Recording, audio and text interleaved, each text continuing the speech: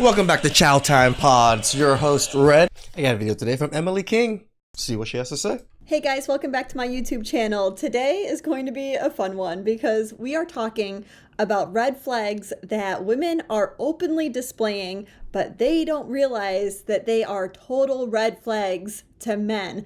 And of course, I come bringing examples. I'm going to show you 3 video examples today. The first one and the second one are fairly similar in that they are both women that are basically saying in 2 different ways that they don't want men in their lives, that they are better off without men. But for some absurd reason, which I don't even fully understand, they are still looking for a man. So take it with a grain of salt, but I'll be very interested to know what you guys think about it. The third one is a lot less obvious, and I'll be honest with you guys, there is a lot of undertone that is present in a lot of content that women consume, which is why this attitude that you're gonna... This is why women seem to think that men always have an undertone, have some kind of agenda in what we speak or say, because women have this almost all women do this, so they just assume men are like this too.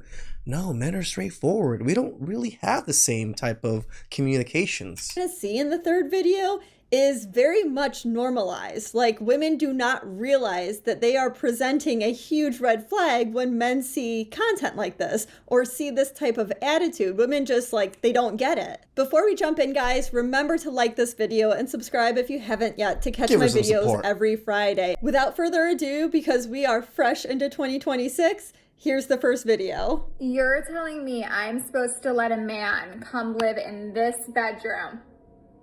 This bedroom that I've created that is so serene. This is an attitude that I don't fully We don't care. I don't care about your fluffy bed and all those extra pillows and rugs and all that extra junk. If you looked at my bedroom, it's literally a folded table with the TV on it, and then my bed and maybe a nightstand. That's it. There's nothing else. Understand, and I think it just feeds into the message that all women are clean and organized and all men and they are not just slobs. And that's just not the issue here, because that woman just needs to know that if this is a priority for her, if this is her number one thing, that she wants to have a clean and peaceful space, which, look, everyone can have their own priorities. Another woman's priority might be to have a man that is loyal, and she doesn't care if he wants to hang up a jersey. But what's funny to me is that women fall into this trap where they think that what they want is what all women want. And when men enter their life that doesn't fit that standard, they blame men instead of understanding that it's a mismatch. Recognize that you are somebody that's fairly unique if this is your top. That is funny. She's right. That any type of mismatch that happens between two people, with women just take it as, oh, it's men's fault. Number one thing. And what you have a responsibility to is to openly discuss that. As soon as a man is pursuing you on that first date, on the second day, talk about how important it is to you to keep a very clean space, a nice, organized, clutter-free space. There are absolutely men that want to live in a space like this, and they have already created those types of spaces where they live. But then there's also some men that fall in the middle and they don't really care, but if you care about it, they'll keep it clean, And then lastly, there's some men that would really struggle with this. They just cannot prioritize this. They tend to live more in a mess because they are prioritizing other things and they just don't really see it. And that's okay. As long as you're not living in filth, either one of these is okay. Again, bottom line is that if this is a high priority to you as a woman, all you have to find is your match. You find a man and ask that. But that's the thing, girl. Everything is a high priority to them. They want everything to be high priority. Money, height, status, cleanliness. Early on about them, ask to see their place. And if they're not matching your type of energy. Well, just on that alone, if a girl never takes you to her place ever, you best believe that is a mess there. And how you like to keep your household, then see it for what it is and let that man go in peace. I can tell you what a man doesn't want is for you to completely recognize that they don't live in that type of setting. They don't care about keeping things clean. And then you continue the relationship. You get attached, he gets attached, and then it becomes a huge problem in the relationship because you want him to change, even though you knew that he didn't live like this. Moving on now to video 2. This is the same trap that men get into. Oh, thinking that after they marry her and get stable and stuff, that she's gonna change. No, people's behaviors usually doesn't change. This is very similar vibes. This woman goes on and on about really how great she is and how she doesn't see how men really ever add to a woman's life. So before I say more, let's just watch the video. I'm 30 years old and I couldn't be more uninterested in marriage and dating. I've done so much on my own that I'm genuinely unimpressed by the population of men that we have to date. I have not met one person that has made my life significantly easier because I firmly believe that when you get into a partnership with a man, Again, a woman... I always say it, the Western Asian women took up the reins of feminism much harsher and way more in than the white women did. Ever benefits. I did the move in with a guy thing and I like daydreamed about it my entire life and I didn't. I was like, ew, like this is literally like free labor and also like free S work. The thing is for me, I'm hyper independent. Like I have literally lived in 5 different cities by the time I was 30 and I moved every single time by myself. I also bought a place when I was 25, a mortgage on my own. I know how to do electrical work. I know how to patch drywall. Like as long as I have a YouTube video, I'm good. I own my own business. I set up an LLC. I'm literally doing all these things. And when a man is literally trying to pen pal with me just to be casual, like it gives me the ick because like, what the fuck? Like, what do you have to offer? Oh, you paid for my dinner? Oh, you paid for my drinks? You paid for my trip? Okay, like I can do that myself. The appeal. So you don't even care about that, then why do you want men and force men to do it if it doesn't impress you in any way? Just pay for your own way. Is not there. Unless a man is truly making my life significantly easier, I would rather be single than be in bad company. If you guys just saying that, it's just they want to be fully taken care of. They want a man that makes so much money that they don't have to work anymore. ever wondered what it looked like when a woman believes that men are only valuable for what they can provide and not who they are as people, combined with that woman herself being very successful in her career and kind of pulling everything together and being successful all the way around in life? This is it. This is what happens because that woman is setting her bar for a man based on what he can provide. It is essentially nothing else. Like there's no other things that she's pointing out that really come as benefits in a real relationship, in a real partnership, that she just doesn't even have a concept of. She doesn't even mention it. And the fact that she talks about free S work in the mix, that solidifies that she is only looking at what men can provide to her. What can they provide financially? How can they take like tasks away from her life so that she's not having to worry about as much? Because S should be mutually beneficial, like adding. That's always the problem when I see women say that. It's just giving you free sex. Are you not getting sex from me too? Do you not enjoy sex? Like, do you hate sex so bad that every time you do it, it's like a chore or something? And then it's just only to purely pleasure us men? Because that's some bullshit. At its core, it is mutually beneficial. If you like the activity, like, and all men and women should, to some degree, enjoy like that activity. Like you're getting something from it. To me, this whole rant just screams like, why are you even making this video then? Yeah. Like, you don't why care not for men? Just not date men and move on with your life?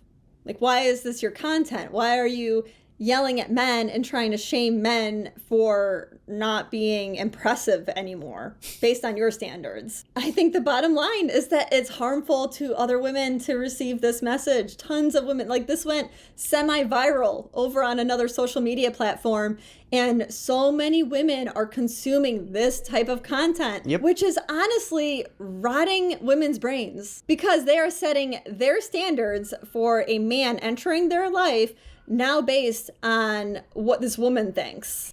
And just think about it. Rich men that have such disposable money, what do? They're going to use and abuse the crap out of these women Like, they don't think that the more you go for money at the status that you're looking for, the more these men know exactly what you're there for, and they use you to that degree.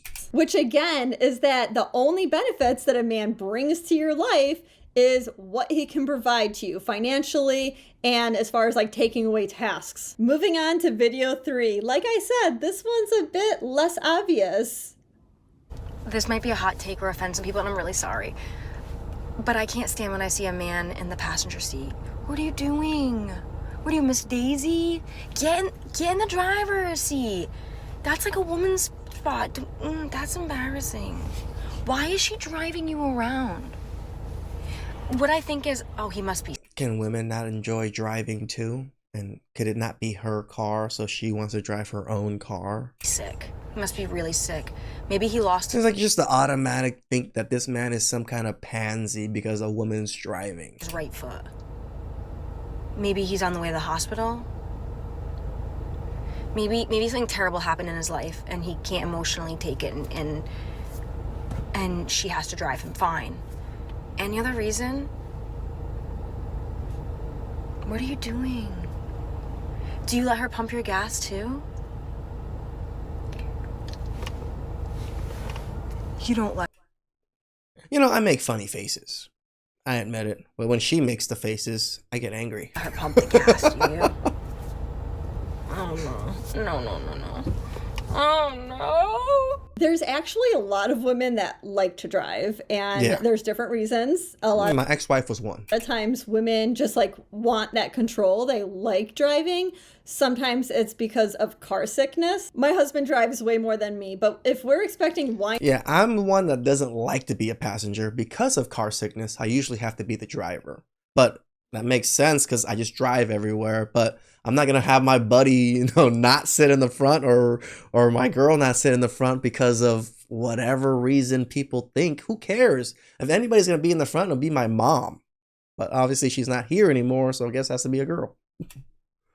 90 up and down roads, like it's got, unless you want to make a mess in the car, it's got to be me driving. With this video, not only is she generalizing men as a whole, but she is generalizing women as a whole, and she's putting the fault in what she sees as incorrect, where a man is not in the driver's seat, he's in the passenger seat. She shames and puts that blame on men, when there are actually a ton of women that flooded her comments to say that they are the ones that want to drive. Yep. They're the ones that are asking their husbands to drive for multiple reasons. But she can't even see that. Like, she doesn't even register that as being an option. Because what I want, every girl wants. It might be from the women, and that's why they are the ones driving. That is what makes this attitude such a red flag. Because I mean, the other thing, it could be just possessive thing. It's my car. I'm going to drive my car. Why would you drive my car? It's very rigid thinking. And for a man to be in a relationship with a woman like this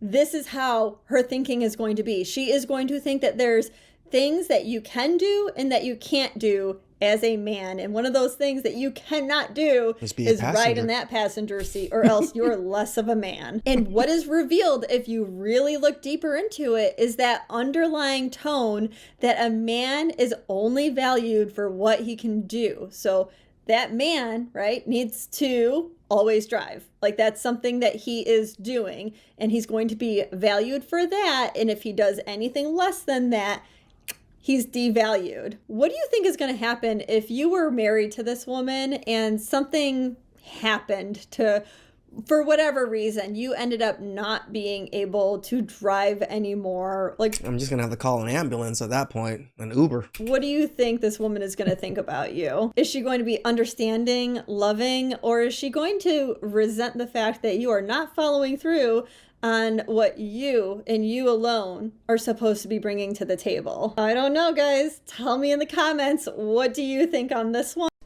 Out of all the hot takes, just a man being a passenger. Like, not a man being abusive, to have bad behavior or anything. No, the man is just a passenger. It's a problem. This is why men have walked away and women just literally have no understanding, because they just say stupid things like that. Please like, subscribe, comment down below. I really appreciate it. And I'll catch you guys next time. Ciao.